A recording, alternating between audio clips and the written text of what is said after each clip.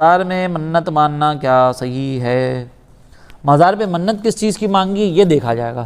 مزار کے اندر جا کر منت مانگنے میں تو وہ مثلا منت کس چیز کی مانگی ہے؟ مثال کے طور پر میرا بچہ صحیح ہو گیا تو میں مزار پہ چادر چڑھاؤں گا، تالا باندھوں گا، دھاگا باندھوں گا۔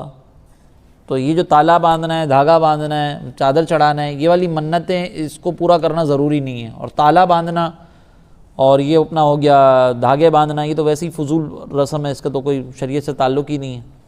دھاگا باندھنے کا کیا فائدہ؟ کچھ بھی نہیں ہے۔ تالا باندھنے سے کیا ہوگا؟ کچھ بھی نہیں ہوگا۔ تو یہ پتہ نہیں کس نظریے کے ساتھ باندھے جاتے ہیں، چابیاں لٹکا رہے ہیں، پتہ نہیں کیا کچھ کر رہے ہیں۔ تو یہ اگر فضول رسومات کی اگر آپ نے منت مانی ہے تو ویسے ہی بیکار ہے۔ مزار پہ چادر چڑھانا، چادر چڑھانے کا ایک کانسیپٹ ہے کہ بھائی یہ چادریں پہلے اس لیے چڑھائی جاتی تھی کہ کسی غریب کو فائدہ ہو جائے، اور اب جو چادریں چڑھائی جا رہی ہیں وہ تو چادر استعمال کے قابل ہی نہیں ہوتی، بلکہ وہ تو سرکل ہوتی رہتی ہے کہ یہاں آپ نے چڑھائی، وہ گھوم کر جو ہے نا وہ رات کے وقت واپس دکاندار کے پاس پہنچی، پھر آپ نے خریدا، پھر آپ نے واپس چادر چڑھائی، پھر گھوم کر وہ تو سرکل چل رہا ہوتا ہے۔ تو ایسی چادریں چڑھانے کی بھی منت کا کوئی فائدہ نہیں ہے۔ منت کس چیز کی ہوتی ہے؟ در حقیقت جو شرعی منت ہے نا، جس کا پورا کرنا ضروری ہوتا ہے، وہ اس عمل کی منت ہے کہ اس جیسا عمل آپ پر پہلے ہی کسی نہ کسی طریقے سے لازم ہو، اٹ بائی اٹ سیلف۔ اب جیسے مثال کے طور پر وضو کرنا، یہ اٹ سیلف آپ پر لازم ہے؟ اٹ سیلف تو لازم نہیں ہے نا بھائی، نماز پڑھنے کے لیے ضروری ہے نا۔ اگر آپ کو نماز نہیں پڑھنی تو کیا وضو کرنا پڑے گا؟ نہیں۔ غسل کرنا پڑے گا؟ نہیں۔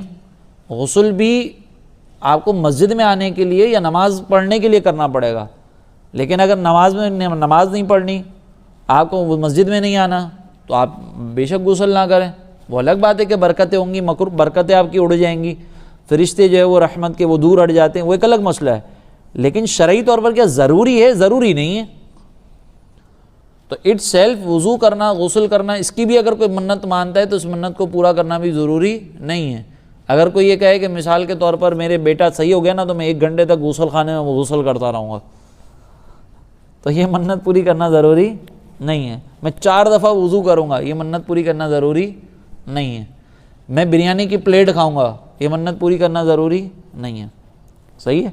ہاں، اگر کوئی کام ایسا ہے کہ اس کی جنس سے یا اسی جیسا کوئی عمل آپ پر لازم ہے، جیسے نماز پڑھنا آپ پر اور مجھ پر لازم ہے، فرض ہے، روزے رکھنا فرض ہے۔ اب اگر کوئی یہ منت مانتا ہے کہ میں جو ہے وہ 2 رکعت نماز پڑھوں گا، تو اب یہ رکعت پوری کرنی پڑے گی، آپ کو یہ نماز پوری کرنی پڑے گی۔ ٹھیک ہے؟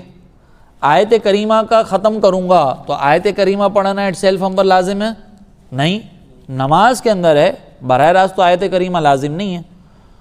تو آیت کریمہ کی اگر کہا کہ بھائی میرا بچہ صحیح ہو جائے گا نا تو 1.25 لاکھ آیت کریمہ کا ختم کروں گا، اب بچہ صحیح ہو گیا، اب کیا کریں؟